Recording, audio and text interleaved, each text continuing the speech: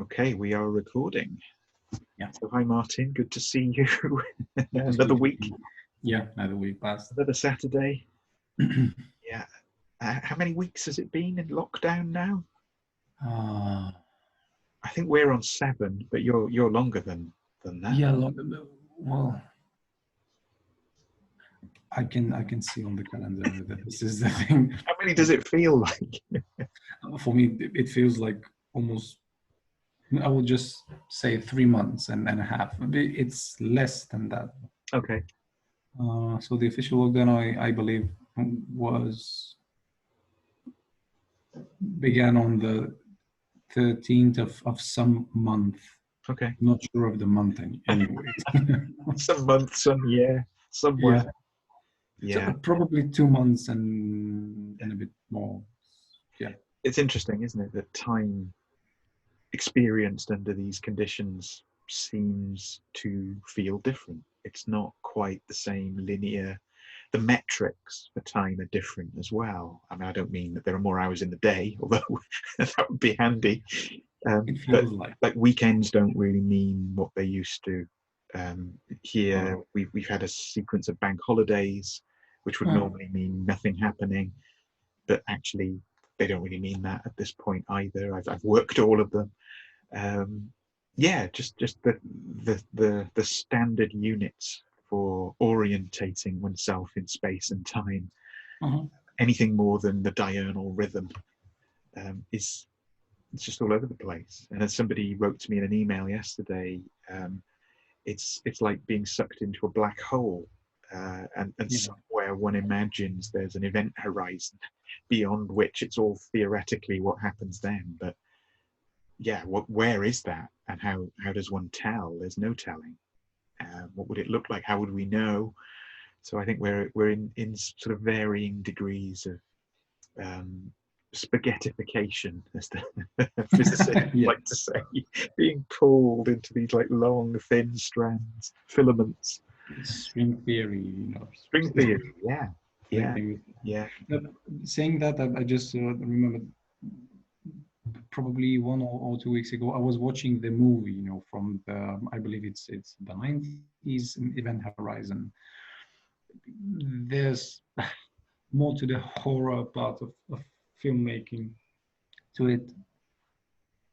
I'm not entirely keen on that. It's fine. There's a thrill a bit, but the main premise of the movie was that people will move beyond the, let's say, the threshold of the universe, and they will pass, and they will return, and they will probably bring something with it. If not anything material, at least something as an insight or something spiritual, probably. Okay. And the thing was, going beyond that threshold, going beyond the boundary of the universe and coming back makes you purely evil. So that was the thing around. What was the film? I missed the title. Event Horizon. Oh, Event Horizon. Yeah. Okay. Yeah. Many famous actors in the early careers. You can see them. You can recognize their faces in your. I know this guy. I know this girl, and this is them. 20 years ago, probably. Highly recommend the movie to people watching that want to go further and reflect on the idea. But it's a little bit graphic on some levels, but time travel, sci-fi, and stuff like that. Yeah. Distinction between evil and non-evil. This is the thing there. Interesting. And that being outside of the universe is in itself makes me think kind of kabbalistically about the way Kabbalah structures space and time in the universe is the so-called tree of life, the Sephirah, the paths and the Sephirah, and maybe one way of describing being outside of the universe, although I guess you're into multiverses at this point, would be not just the way trees are stacked on top of each other. So the roots of one become the crown of the next, and so on and so forth. Yeah. But that there's this reverse or flip side, the back side, as it were, of the tree.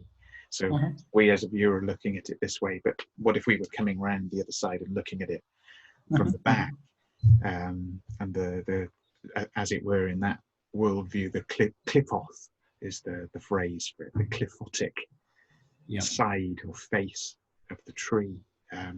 Yeah, which has a kind of resonance with evil, with the demonic, one might say, or psychologically speaking, is the kind of the unconscious, the part that there's always more unconscious, or the idea that the bigger the light source, the more darkness you reveal, particularly in the context of the universe. It's not that light is the opposite of dark in that regard. They're co-arising, dancing in some way. So yeah, that's an interesting thing. I just remembered something that's I'm not sure about the age. I was probably 3, 4, 5, something like that. It's the first time that I saw the backside of a piece of mirror, that was shattered, and I just went there, picked up a piece, and it's very beautiful, and we can find many psychoanalytic ideas or psychodynamic ideas about the kid that's looking in the mirror, and that really goes for structuring the self and so on. I have many criticisms around that idea because it sounds very limited. There's plenty of insight there, but very limited. And I can remember experiencing, how beautiful it is to just hold a shot of glass that has this, reflecting surface somewhere there. And I could see that the upper layer of the glass was empty. When you put it a little bit to the side, you can see that this is glass. It's not specifically mirror. You don't label it this way when you look at it sideways. Yeah. And I was wondering, what if I flip it? What's behind it? And the funny thing is that there was this layer of something that resembled sandpaper, but really thin, really, really delicate. But it was dark. And I was really puzzled, how come here's me looking at myself endlessly. And then I flip it and there's nothing. And on top of it, there's something that's not really elegant compared to the flip side of it.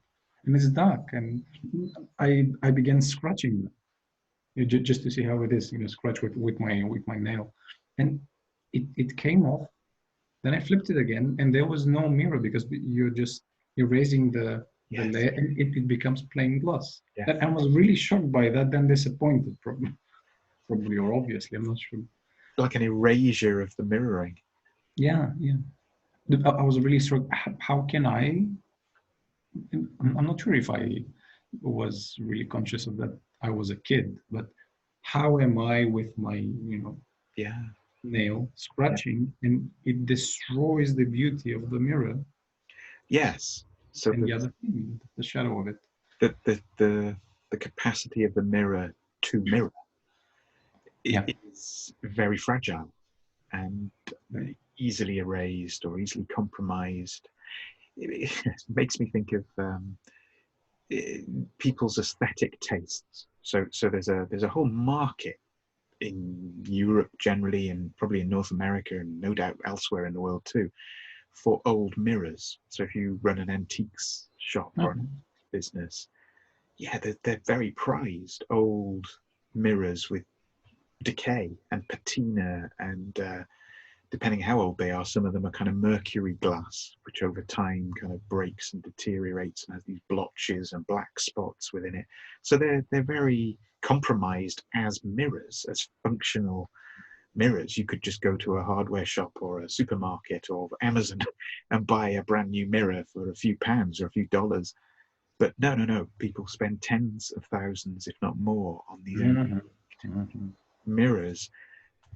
Because there's something, I think, about the way, it's like all the things the mirror has seen are somehow recorded on the surface of the mirror. It's this, like it's soaked in. The mirror is no longer this neutral object, or like the Buddhist idea of what they call mirror-like mind, a state of the mind that just reflects perfectly any object that is placed in front of it. This is the other side, the opposite. This is a mirror that's seen too much, almost. or that has been changed by the reflecting and by the seeing. So it's a kind of worldly, embodied. I guess what's going on is people perceive beauty in it, that they covet the object because it is unique. There's no other mirror quite like it. Even if several were made, they'll all have aged differently and been affected by their circumstances and seen different things.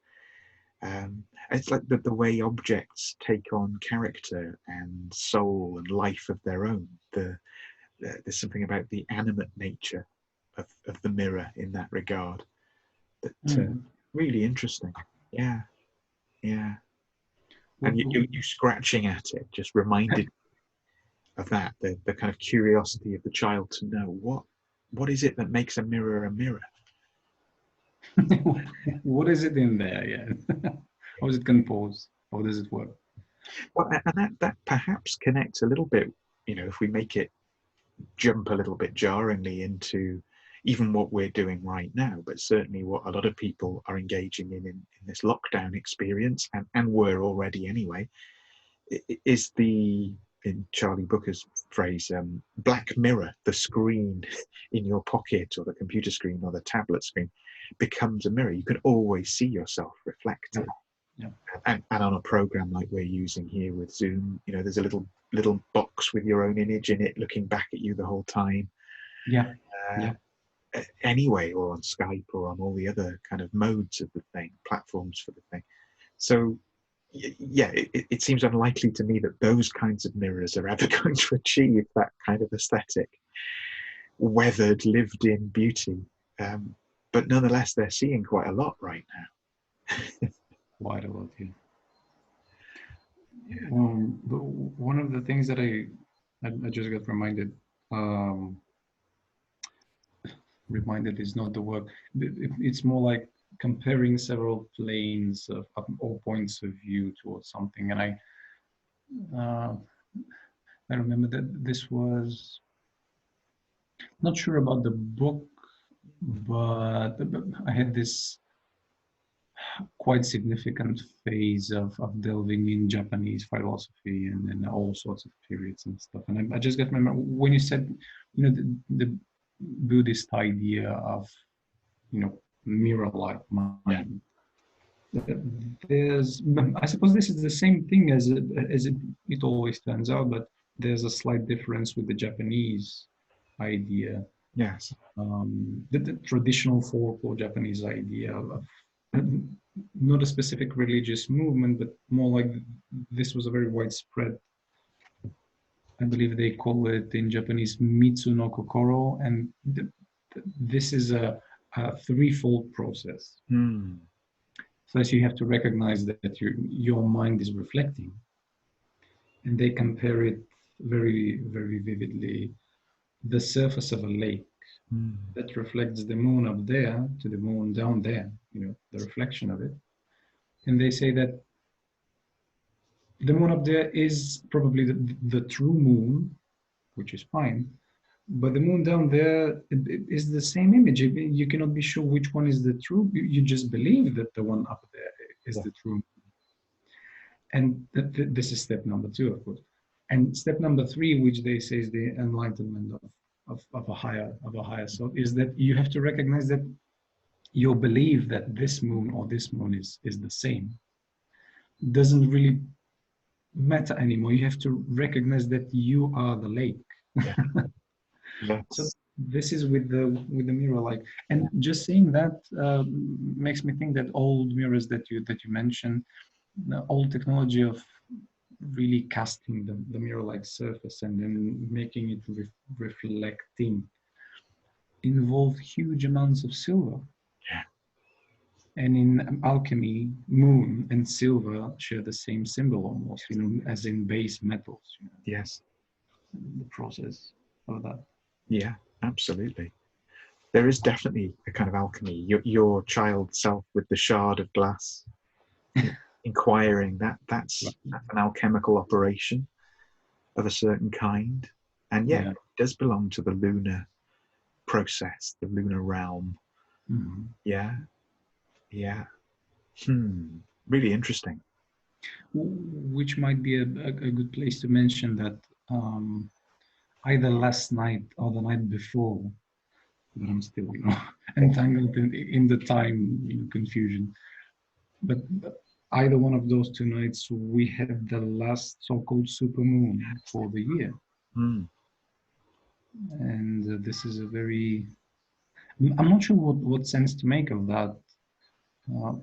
First thing that comes to mind is that it's really beautiful. When you look at it, it's huge, which is one of the things it's not a moon that you're used to seeing in this kind of state or form or brightness. So this is a very, very beautiful thing to see. Yes. There's Robert Graves, who was an English writer, poet, mythologist, who was known at different phases in his life. So he served in the First World War and wrote kind of memoirs of that, which became very well known after the war. But he, I mean, one might say, with the kind of lens retrospectively, as a response to the traumas of serving on the Western Front in the First World War, becomes a devotee of beauty and aesthetics, and, a long story short, moves his entire life from post First World War England and Britain to Mallorca. Settles on the north coast of Mallorca, where the mountains, the Tramontana Mountains, like just arise almost out of the sea. It's really steep. There's very little coastal plain, and there's just mountains, and then there's the kind of interior beyond. The rest of the coasts are a bit different than that, but that's where he lived. Oh gosh, the name of the place has gone out of my head. Is it called Daya? I think the village where he lived. Really beautiful.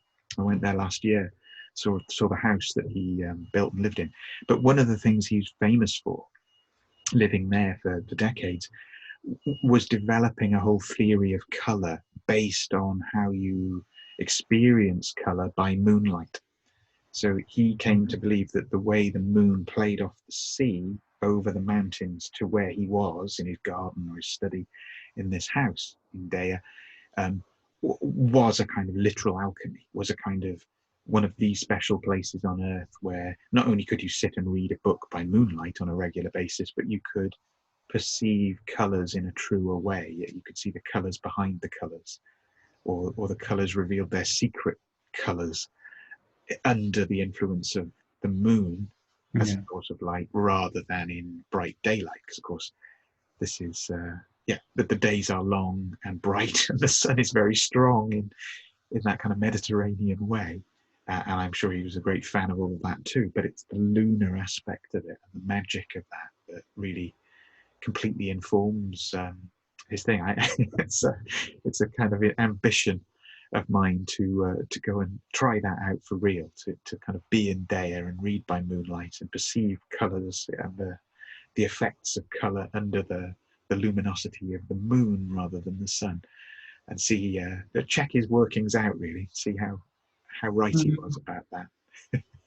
Yeah, but in my, let's say, visual box somewhere in my mind, there's the very vivid image of two completely different realities, even childhood stories, even teenager folklore, and then young adult folklore. Someone mentions a place, and other people might ask, "Oh, have you been there at night?"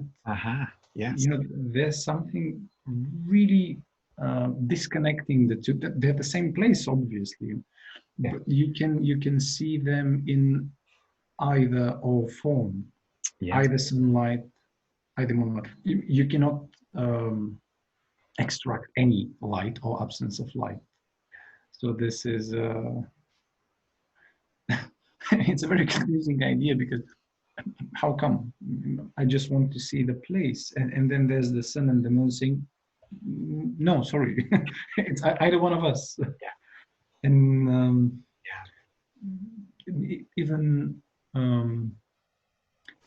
even the perception of light, this theory of how it goes, because sun probably almost directly shining on an object will mean that light, penetrates the stratosphere and all the spheres that there are.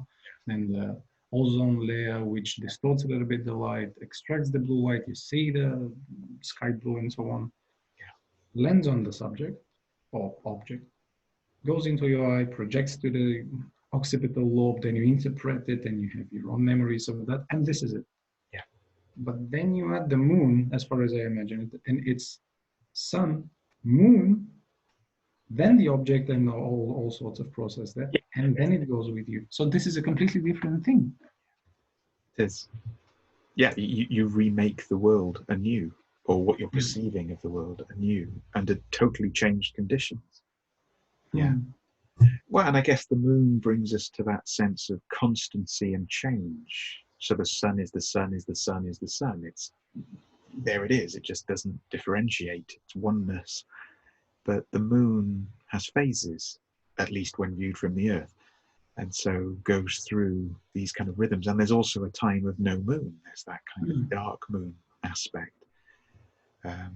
So there's a mystery immediately. It's a more lyrical understanding or process in the imagination. And I guess has rulership of night and of dreams, of classically the unconscious, the lunar realm, or the formation of personality, personal self in relation to the sun as a different form of constant. It's all there, isn't it? The kind of reckonings with these things are imprinted very deeply in our core and in our psyche, and in our language as well. Language. While you were talking, I was thinking about, last time we mentioned several things around language, how it develops, how it stays to be with people and with things. And the first thing that popped to mind is that kings, let's say, more in the European sense of the thing, kings were always symbolized with the sun, especially in France. Very emphasized. Yeah, and as far as I know, in French is roi, is king. In Italian, it's re, which resembles really big because it's the Latin root. And then we have the language, in English language, it landed as ray of light. In Spanish, it's ray, so it's the same thing. And some other curious thing is that night, in terms of the person that really defends the king, and night in terms of absence of day, words sound the same. There's just a K in front of of the dark part of the day. and these all seem very, I mentioned that to my students sometimes. They just laugh it out away, just this is something. It's curious, it's funny, but then there's no really continuation of that. How can this be? How this came to be? Historical terms. Yeah, I've always been fascinated by that. How this thing, shapes itself. Because language has its own mind, if you ask me. Oh, yeah, absolutely.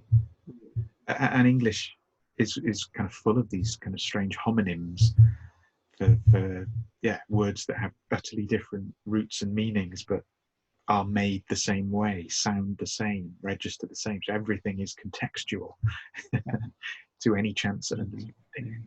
Yeah. I guess one of the upsides of the poetic idiom in English is that there's a lot to play with there. Whereas, as we touched on before, one of the downsides is the limitations of vocabulary sometimes. Just one word for love, for example. It's what you get in one area, you lose in another area. But this is really interesting. And we said before we started recording today that we had no idea what we'd be talking about. We're off and running. I've been reading a book the book is called Genio, the Italian genius, I think is the subtitle, by an American historian called Morris Berman. who I've enjoyed reading over the years. So he wrote a trilogy of books about the fall of the American empire as he perceives it. He's an interesting guy.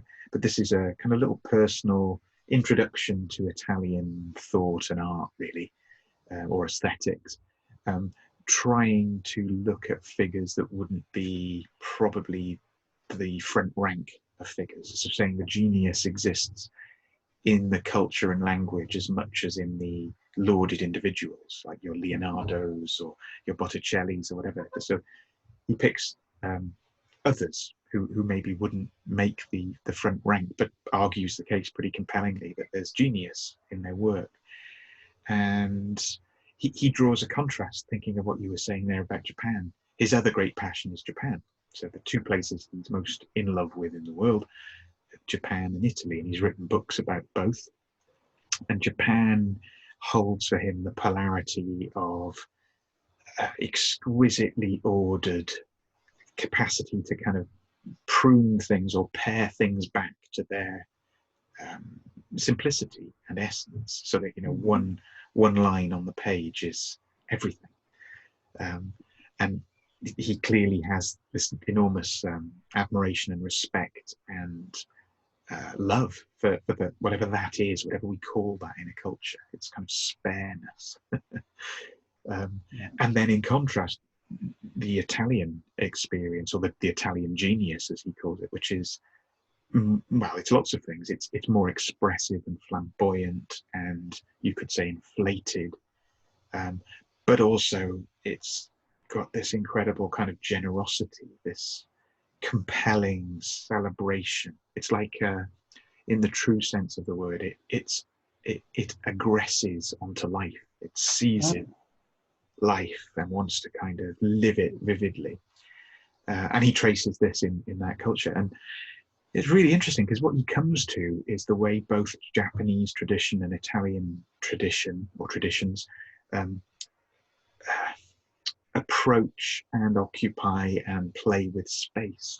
That's where his position is, that it all comes to how space is represented. And he quotes the English art historian Andrew Graham Dixon, who actually is a great lover of Italy, funnily enough, and has TV programs about Italy which are very good. He quotes him talking about Caravaggio, who clearly a genius of an artist. And the phrase Andrew Graham Dixon has is that if you look at a Caravaggio painting, it is like, or a series of them, if you look at his paintings, you are looking at the world illuminated by flashes of lightning. That's the phrase.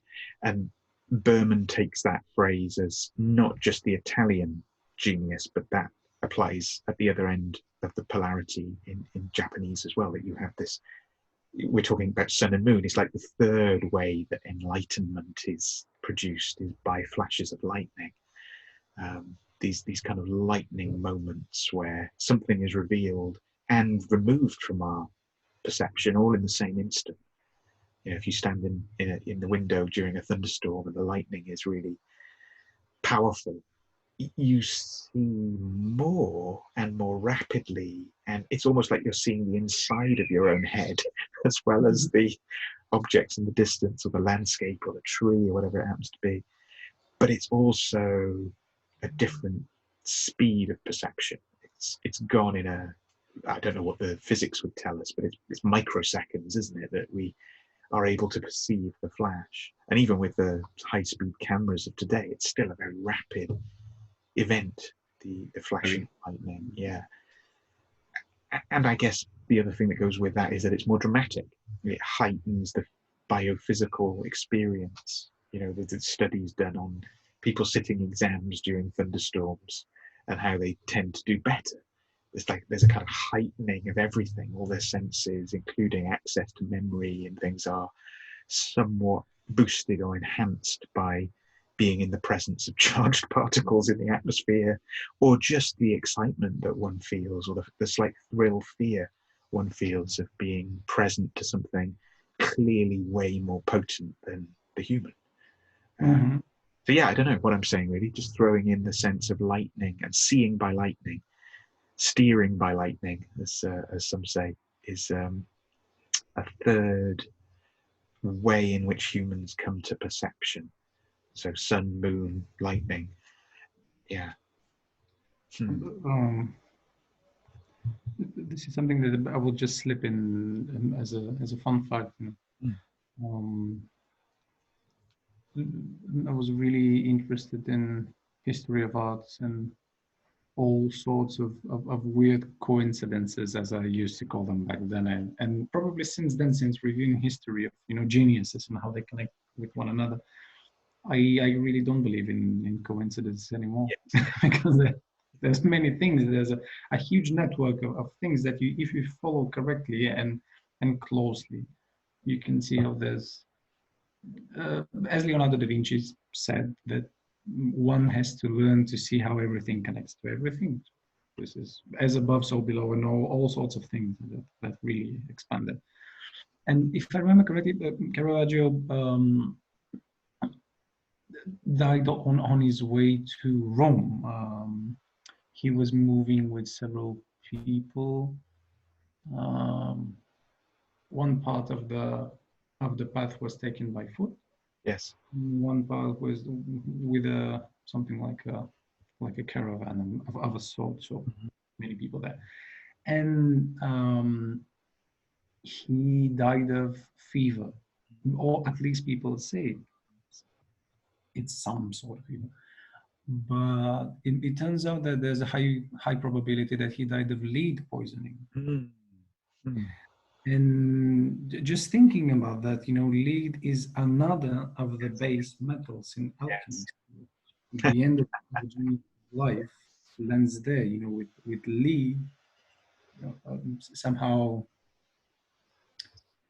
telling his earthly path, this is where this will end. So from this point onwards, God knows what it is. But yeah, absolutely fascinating that the alchemically, lead densest, heaviest metal known in classical alchemical times, outside of the kind of weird metals that get produced in nuclear fusion or large hadron colliders and things. But it's also associated with Saturn. So suddenly we have Saturn playing a part in this too, and being not only mythic Saturn, but the Saturn of astronomy and astrology, which are the same science in most of human history until the kind of age of reason kind of separates them in many ways. And so, what's Saturn all about? All about the structuring of space-time reality. And I guess, traditionally understood the world of the Father, the capital F Father, and the actual Father, the one that fathers us, what we father in the world. In other words, what in mundane terms is often called career, that which we bring about. But it's also about limits. It's about an encounter with our own limitation. So you've got in Caravaggio this kind of figure who is a genius, a revolutionary, a turbulent soul, possibly a murderer, on the run, living at the margins, always poverty kind of informing everything he does, but also clearly perceiving something and revolutionizing it, giving rise to modern art, as many would argue, in these images, like a flash of lightning, and then coming to his end, his limit, the end of his day, the very Saturnian. You can't outrun the law would be the kind of, I fought the law and the law won. It's a kind of Caravaggio theme tune. But the law in this case is Saturn. It's the fixed term, the encounter with limits. Really fascinating, really. And so many of his paintings are really dark. They're big and they're lots of dark, black colors or faces emerging out of, shadow, often his own face, the sort of self-portrait as the severed head of John the Baptist, kind of. Wow. This is there's plenty to be going on with there. I really don't know, but I would I would see at one point Caravaggio paintings and what he's done. If there's anything connected to, you know, Cronus or Saturn or even Zeus at some point. Yeah. But I'm not sure. As far as I know, it's more like not that it's lacking the religious or the spiritual. That Yes. not saying that by any stretch, but there's this very distant mythology that he's lacking. You know, for example, Francisco Goya, he has many of those, many, very surreal and then real at the same time. You know, Yeah. just Cronus devouring his son. His sons, yeah. Painting. An incredible image. And very, very early in the tradition of European art, there it is. I mean, that could almost be a Francis Bacon painting. You know, it's a recognizably similar thing going on, and yeah, it's extraordinary. The specific painting, it's one of the paintings that I really despise and love at the same time. Yeah. Just the look of, if people watching that, they probably know that, but if they check it, I highly recommend just looking at the eyes of Cronus himself. Yes. There's madness there. Yes. So it's very striking just to be. Yeah. Look. Yeah, and you see it in other forms. You see it showing up in some of the paintings of William Blake, for example, as well, in the kind of English romantic tradition. The sublime element of it that is also, we're leaping around all over the place here, but it like Rilke talks about in his sonnets to Orpheus, the sublime or the angelic, or you might as well say the demonic, as demon, angel, interchangeable terms, both just messengers from beyond, you could argue, are to the human perception terrible in the truest possible sense of that. They are overwhelmingly awful. Like the Roman understanding or the Greek understanding that to look upon a god is a deeply dangerous thing to do. So to look upon a messenger of a sublime being is no small feat and is liable to utterly change everything about you or leave you completely blind. Like be literally too bright for one's eyes to handle, which I guess is the thing about the sun, isn't it? It's why the sun is the master image of all of that, because you cannot look directly at the sun if you hope to continue having eyes that work. But you can with the moon. It's a reflected light. It's the mirror where we began. Very interesting. A rapid tour of various footholds and finger holds on the cliff face of like European aesthetics and visual culture. There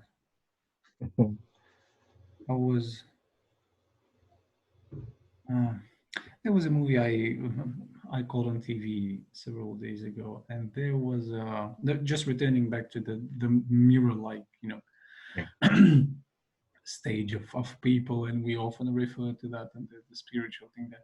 But the movie itself, completely forgot what was it like, or for the plot of everything. What wasn't really that enchanting, let's say. Yeah. But there was a highlight of the movie where the two protagonists that we cheerfully, you know, would vote for to survive at the end. Yeah. They were running, and there was one bad guy, really bad guy, who was chasing after them. And there was a spell he was doing that whenever they can see their reflection in a mirror or on a screen or whatever really that reflects, he can do something, you know, magical, and can transfer them to the mirror realm. And you know, there's something really, really frightening and really chilling about the idea of being locked in a mirror. Yes. Yes. in this specific movie, seeing that they were sucked into the mirror, so I could feel ooh, will they be there forever? How will this turn out to be? Will they die? Yeah. Will anyone know that they're inside of that realm? The camera transferred inside the mirror, so they were flipped, which was a nice touch of the director, but they were flipped. And one of them, who was in a mirror for the first time, asked the veteran in being in mirrors, what happened? And he said, he locked us in the mirror. We have to find a way to get out, but I have this potion here that we will drink and we'll get transferred back there. I could feel the relief of that. You're not locked in the mirror image. You're not locked beyond that surface. And you're not bound to be an event horizon yourself, and just... Exactly. Yes. Yeah. Well, and yeah, there's a huge amount to play with there, isn't there? Artistically, psychologically, thinking of magic mirrors in stories, in fairy tales, in myths. I guess the most famous being "Mirror, mirror on the wall, who's the fairest of them all?" That kind of thing. And I was also thinking then, as you were describing being stuck in the mirror world, most recent time I've had the experience here in the southwest of England, there's a sequence of caves, famous caves called Wookey Hole, which is it's a great thing, and people should check it out when we're allowed to go places again. But apart from the caves above ground, there's a sort of museum, I suppose you'd say, on the site that has collected I think generally you'd say amusements and fairground materials that have, and clowns actually. So there's a museum of clown apparel and various things like that. But among the things they've got there, and these are pretty rare, I think, these days, is both a hall of the distorting mirrors. You stand in front of the mirror and it stretches you, so you seem to be really tall, or it makes the top of your head seem really bulbous and the rest of you really squat. All these kind of shaped surfaces of mirror that bend the image in an amusing way, or they double you so that there's two of you next to each other, kind of looking back and forth. Really, kids, even in their sophisticated screen worlds of today, can't help but kind of squeal with delight when they encounter these crazy distorting mirrors, hall of mirrors. But they also have a mirror maze.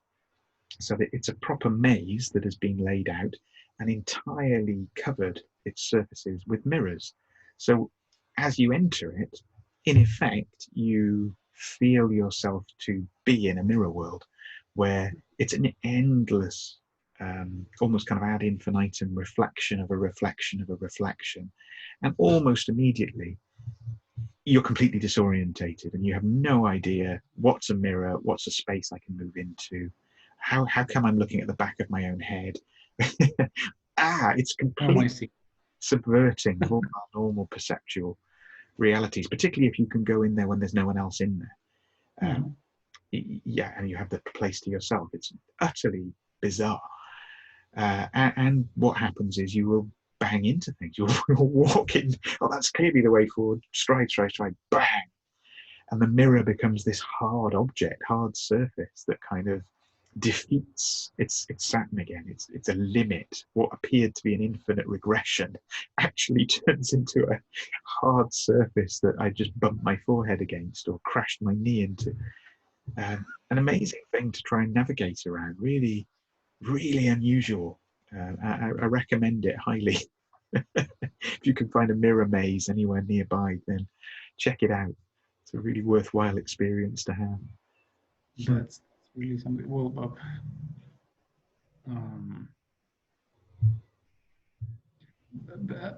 just a comparison to that, when we go to the barber shop or to get a haircut, I don't go there for the past 10 years anymore. I don't need it, but need to go there.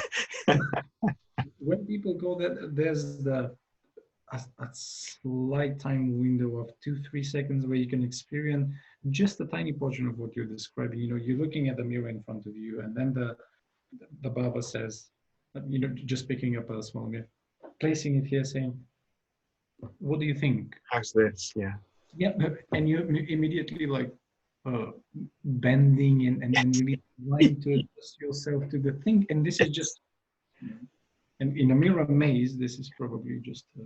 Yeah, multiplied. Yeah. I should have said the maze is kind of it's quite dark, but lit by the mirrors have kind of lights around the edges of them, so they're each a panel, and that's the kind of main lighting, which seems to kind of produce some of that effect as well. I think if the lighting was different, it might spoil quite the full effect of the maze. Yeah, but that's like in the ancient times and in even mythological events, there's a mastermind who is neither good or bad, which has this challenge for the protagonist, for the hero. Oftentimes it's a maze, Yeah. and some some percentage of those, oftentimes there's a meaning. If you can go through that and reach the thing that's probably a riddle or a quiz or anything, if you solve it, then you win the grand prize, whatever this is. And I find it very, very telling how it's not the maze itself, because going through a maze, going through a mirror maze, it's difficult in itself. Yes. And we people seem to be overcomplicating stuff just to show a clear depiction of how difficult something is. Yes. It's a maze, it's a mirror maze, but then in the mirrors, there's probably your deepest, unconsciously embedded evil fantasies that you have to face. Then there's your parallel self that will kill you if you don't fight back. Yes. Yes. And it evolves and evolves and evolves, and then everything, Yeah. That. Yeah, absolutely. And that brings us back to the moon as especially a full moon, as a perfect surface, a screen really to project onto. It's almost sort of, paleo analysis or something, projecting fantasies onto the moon, the face in the moon, the other life on the moon, the moon in cosmology, in sort of ancient thinking, or in medieval Christian thinking, that the angelic realm pertains to the moon. The moon must have an atmosphere because what do the angels breathe otherwise? All of this, or the projections of the moon as somehow associated with rhythms, like the classic one being werewolves or were creatures coming out at the full moon, or projection of kind of images to do with witchcraft or cunning, you could say, would be a probably more accurate English language translation. The knowing ones, the cunning men and women, the cunning folk, those who can cun. How do they know? Well, they read the moon. They know there are cycles to plant by, cycles to harvest by, cycles to weed by, cycles to collect the plant tips for medicine and so forth. It becomes very embedded in kind of an oral tradition, a folk wisdom. But yeah, fundamentally we're projecting all the time.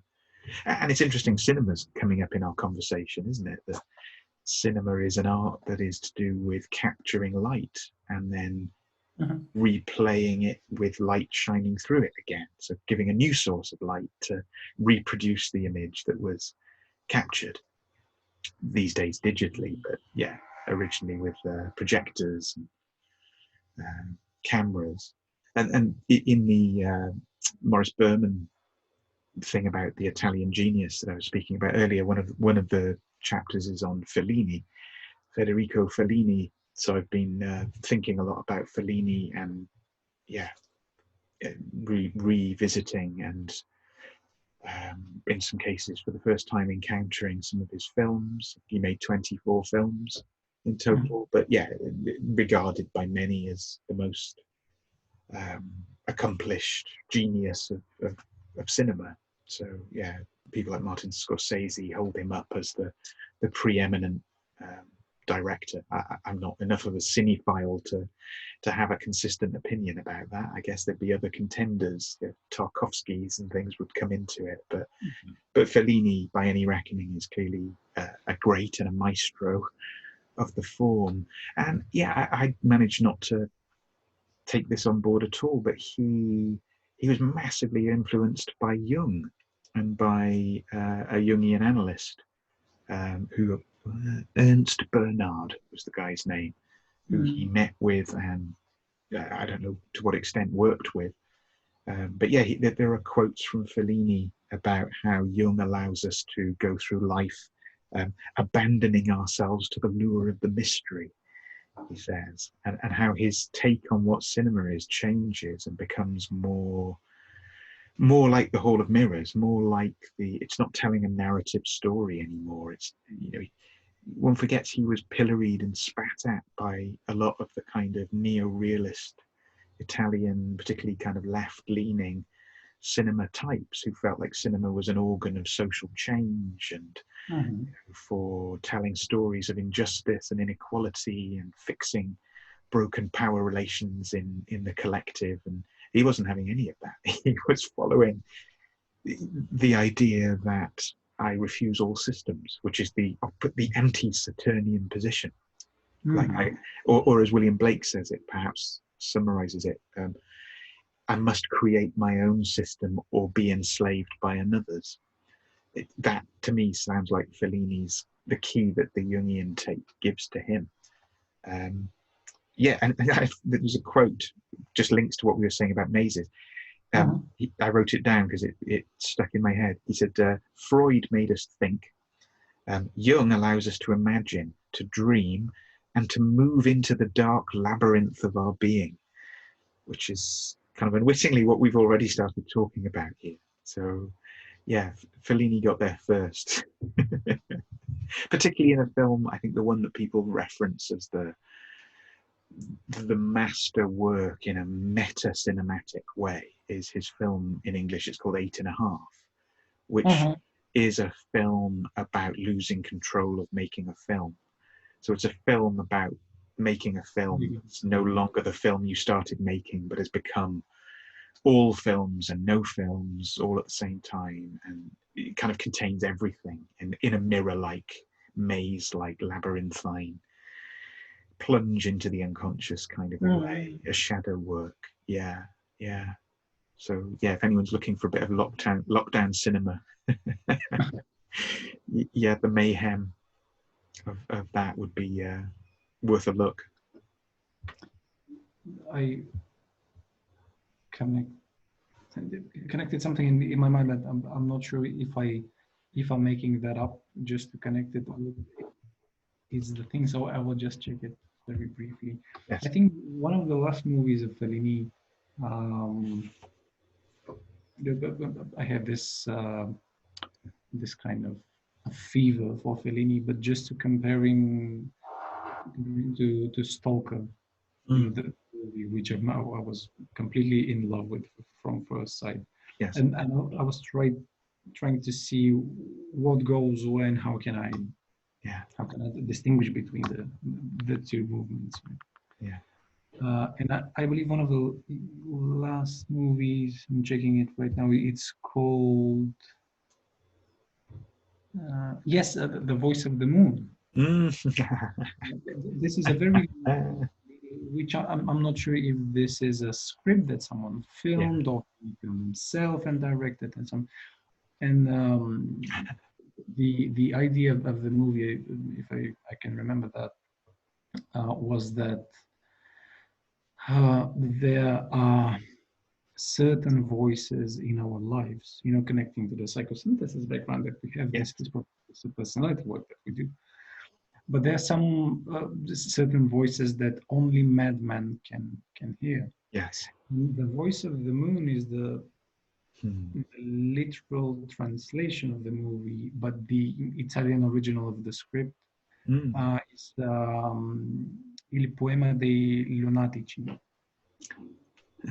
the poem of the lunatics. The voice of the moon. Fine, there's something poetic about it, but when it's slight You can see how it's. Oh yes. And Yeah. there's the huge distinction between Freud and Jung. You know, what Freud described as hysterics, Jung called the people of the moon who can play their parts Yeah. as in theatrical life, Yes. you know, which Assagioli then picked up and developed further. Yes.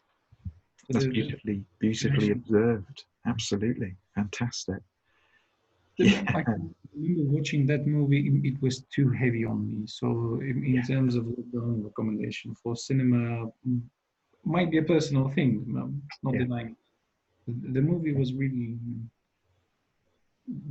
mind-bending on a certain level. You had to think very what goes, where connects with whom, and all sorts of things.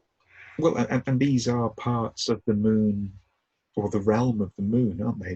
The classic tarot cards of the moon, obviously one of the cards, the major arcana being the moon, often have the moon as a kind of gateway, which it can be understood as Kabbalistically as well, that it's the Yesodic Sephira, it's the path of the moon, path working, and that it pertains to the unconscious, and it pertains to what we remember as we enter consciousness again. So the dream that lingers, or the bits of the dream, the vestigial memories of dream that stick somewhere in the net of our kind of rising consciousness again. And yeah, in that tarot card image, the pillars of the gate, or the two piers, and this is almost Japanese as well, you know, those gateless gates that just stand in a landscape with no walls around them, but there's a gate. And the pillars are often associated, one with fear and one with madness, because these belong in some sense to the moon.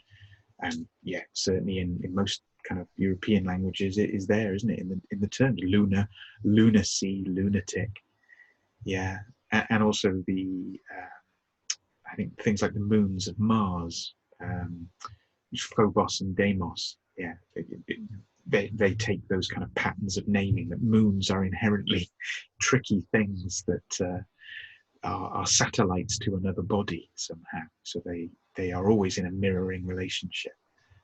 Dyads, you could say, or more, triads in that case. Yeah, yeah.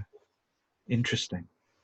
That makes me think as well, just following the strange keyhole that we're peeking through here, of the Italian flavor of all of this. Because Fellini famously talks about love and pasta, doesn't he, as the two great kind of joys and vibrancies of life. I guess it is lunchtime, so that's in the field too. But the other one would be, or another one to consider and ponder from this type of perspective, is Machiavelli. So in the realm of politics and the realpolitik, I suppose, the works of Machiavelli, which mostly come back to the Prince, that particular text, but not entirely, because there are other works.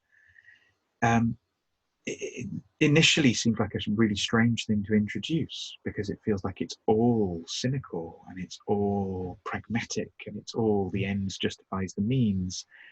And Machiavelli, I guess, historically speaking, his insights, his work has been like a sort of salt lick for autocrats. They're just drawn to it, and they're like a reindeer wanting to lick it.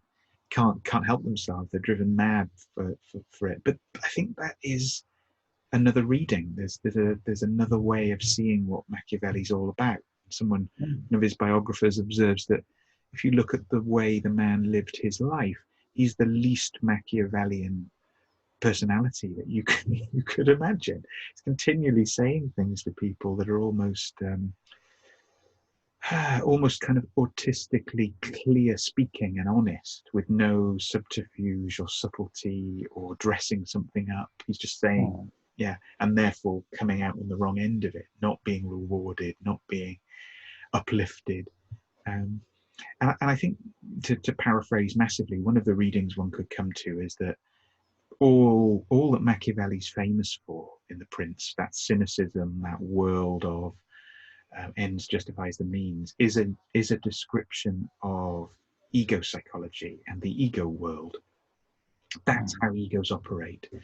And if you allow that Machiavelli had perhaps more than one focus, that he had a bifocal awareness, you can begin to see that he's implying the possibility, at least, the beatific vision, sometimes it's called, of shifting the ground, the bias, the weight of human affairs from ego world to something else that he doesn't really go on to define or describe. I think he refers to it as decency in various places. So in opposition to the kind of egos, dog eat dog, survival of the fittest, almost social Darwinism, there's this implied place of not necessarily ideals, but just a shift in the center of gravity. That if we came from decency more, we would behave differently than when we come from ego. So yeah, just the sort of faint whiff somewhere in even a place like Machiavelli that there's a transpersonal understanding held somewhere in there, in its essence, not in the way it's been applied typically, but in I think part of the project of what he's trying to do or trying to articulate. And in the world of Florentine politics of that period, you know, yeah, that's quite a tall order. It's its own kind. He's described somewhere by someone as being like the Galileo of political theory. And that's an interesting comparison, because Galileo is clearly of that order of genius, but he's an observational scientist, isn't he? He's seeing what he can see. And yeah, things are not as clear cut. They never are when you really get down to looking at it. His conflict with the Catholic Church is not quite as black and white as it has been depicted as being, historically speaking. There's, at the same period, the church has astronomers in China, learning from Chinese astronomers how certain planetary bodies move. So what Galileo is saying is not necessarily so revelatory and heretical. It's like he's claiming the heresy tag for himself because it has a Machiavellian payoff. It's like, this is how I will become famous. This is how I will be remembered. This will guarantee me, the conflict I need in order to satisfy a certain, the scientist's ego, as it were. So yeah, just fascinating. Got to think about something while in lockdown. Yeah. One thing that it's a confession of a sort that I've never been fond of Machiavelli, and going to Italian school and high school. Then, of course. Yes, you did. Yeah, I forget that.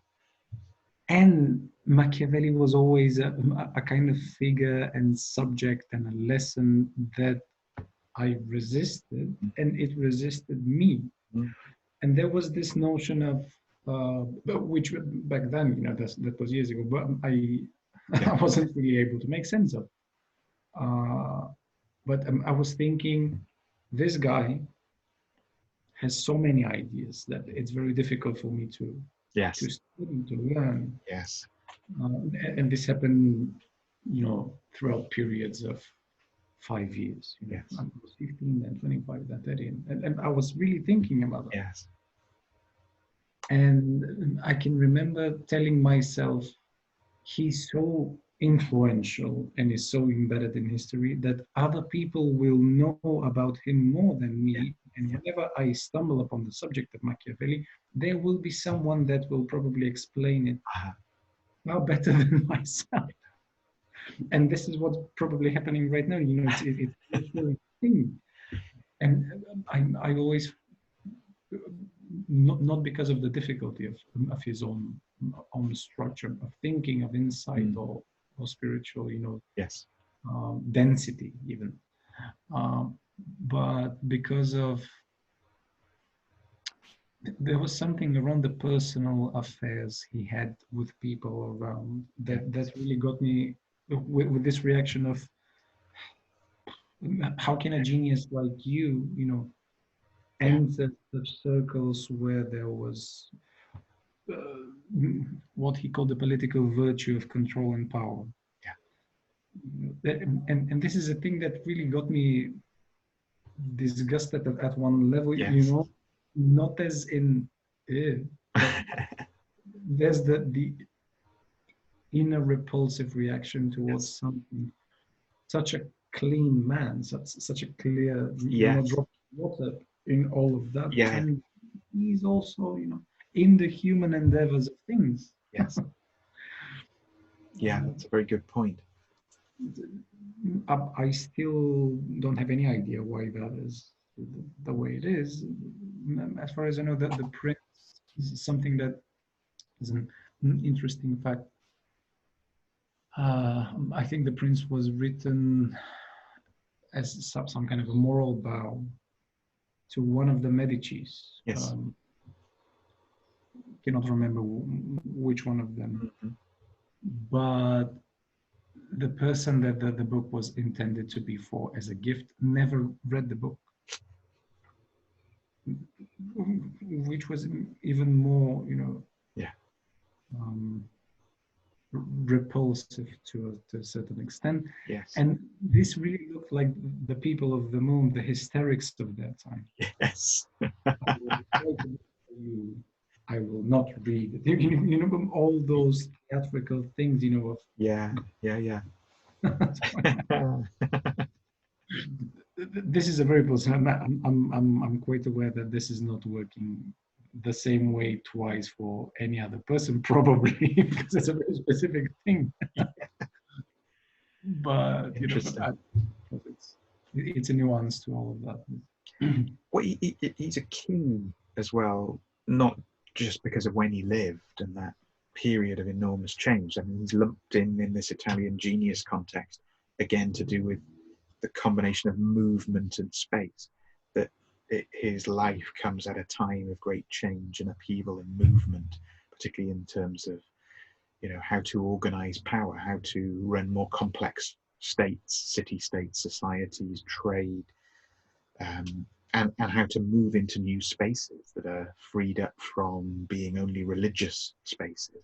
So you see it in art starting to have subject matter that isn't only, the Pietà or other kind of another crucifixion or another Madonna with child, but suddenly opening out into, the study of actual people, human faces. The birth of the individual, I guess, is the kind of condensed way of talking about it.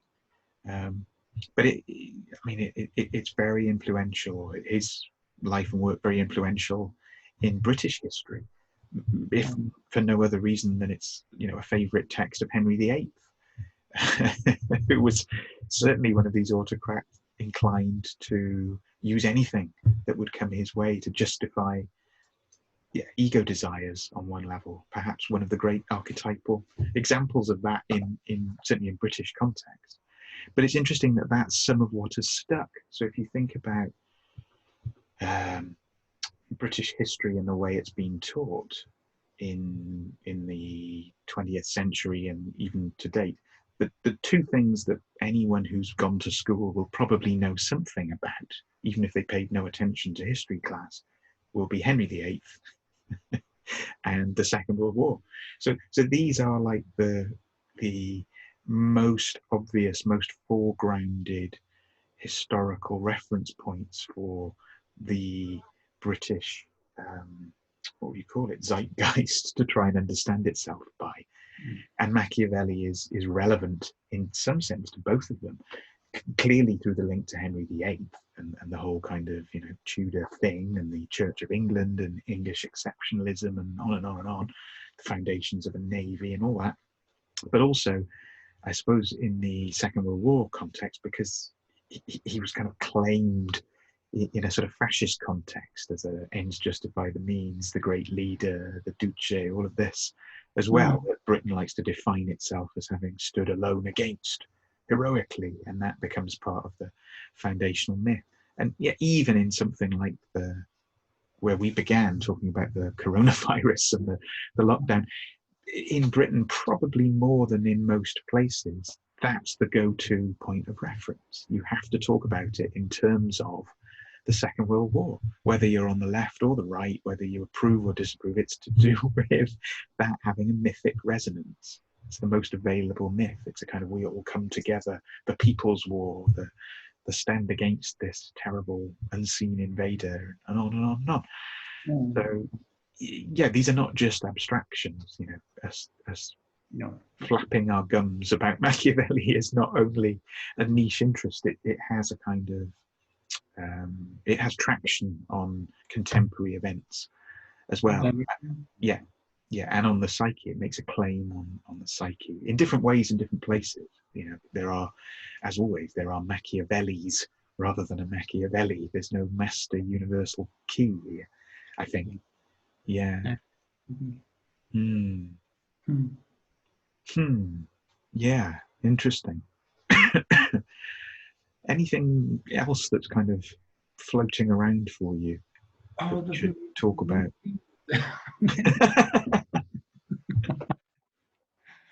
I mean, there's the inner discipline that I highly value and try to practice.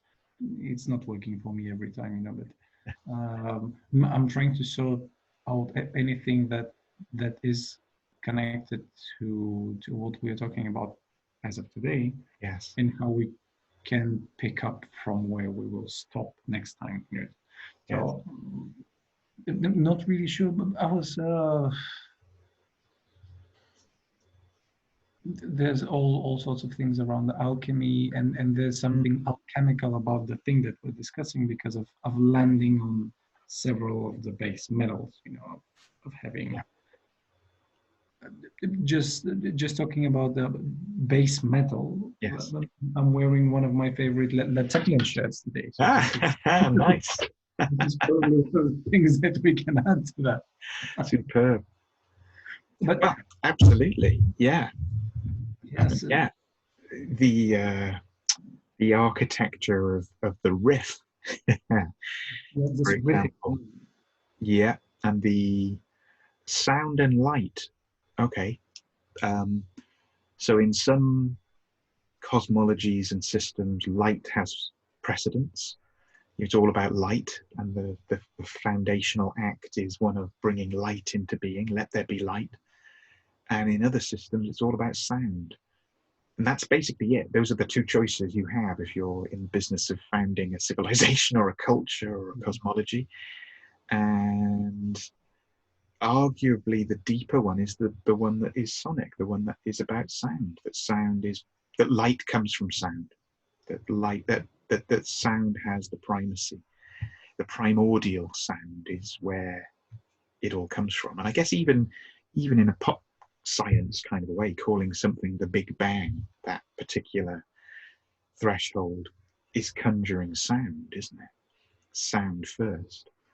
Yeah, it's not the big flash, it's the Big Bang. Yeah, the big flash would have been. That has other connotations. Yeah. I don't know enough about it, but I as I understand it, the kind of Indian traditions, which in some ways have the longest lineages and broken lineages in terms of transmission and practice, back to the kind of Vedic times, I guess, and the Upanishads and so on. They come from sound. Sound, it is the primordial sound. It's the, it's said in different ways, but a simple way of saying it is the Om. That if you pronounce Om properly, you make every shape of every other vowel, and they're all contained animately in that sound. So it's the primordial kind of utterance that one could make, because it recapitulates the creation of everything. And I guess Indian systems, certainly understood from some angles, tend to have the sense that everything is being remade in every moment, so that it's not like the sound was a one-off event that's now over and we're living in the debris of it or the echo of it.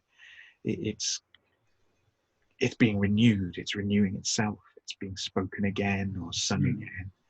And always at the center is the human voice. You can't get away from that. It comes to every instrument with all of its incredible accomplishment and beauty and power or subtlety is in a sense relating back to the human voice, the sounds one can make with one's own equipment. Yeah. And also the signifier that our voice can't be faked, in the sense that the voice is the carrier of your soul, your karmic level, you could say. It's the signature, more even than the face. That even though you may be a trained actor and you can do many accents and play many roles in many ways, actually the structure and subtlety of your voice is unreproducible and unique, and signifies who you really are, which I think, if you think therapeutically, it's a pretty big deal, isn't it? You know, what the sincerity of one's voice becomes kind of everything, particularly in a mediated screen world, again, when we're not meeting in person, we don't have physical bodily, you know, we're all from the neck up. And we don't have 3 dimensions. We do still have, albeit through microphones and speakers, we have the voice as a living, I don't know, it made me think of Assagioli. I remember the very first time I saw one of the very few recordings there is that has his voice on it. Or there's another one as well that is to do with the Center for Creative Meditation, where they have a kind of him narrating the text of a particular moon meditation, actually full moon meditation, adding to our layers. And his voice, as you know, this is a familiar enough experience, but his voice wasn't right. It wasn't the voice I associated with the face. It's like, how could it be that he sounds like that? And then of course you make the adjustment and it makes perfect sense. But it's like when you've only ever heard someone on a recording or on the radio, and then you see them, the voice and the body don't quite go together initially. Your own voice, when you hear through either a video recording or through playback, there's nothing in common with it. No, I had the same thing with one of the first courses I ever went to was, you know, Introduction to Psychoanalytic Therapy, Theory and Therapy, and then you know, this became a part of what I did, and then I translated synthesis and so on. But one of the first things was one of the people reading lectures to the group I was in played the only audio recording of Freud from back, I will not be able to remember the year specifically, but and I'm not sure when the audio recorder was invented, additional to that, but it sounded very, you know, for the time frame it was recorded in, sounded very good. One could expect that this will be very distorted, very scratchy to the ear sounding voice. No, the quality of the audio file was there, but the voice of Freud, the same thing. You cannot describe this voice to the person that you know he was, or people talk about or describe. It was a very tiny, very screechy, very voice. I was utterly confused. And the thing that you were saying just reminded me, I wasn't able to make adjustments to that, to make sense of it. With Assagioli, there's the video of him being in a garden with someone interviewing him. Yes. And this is being, you know, translated and so on.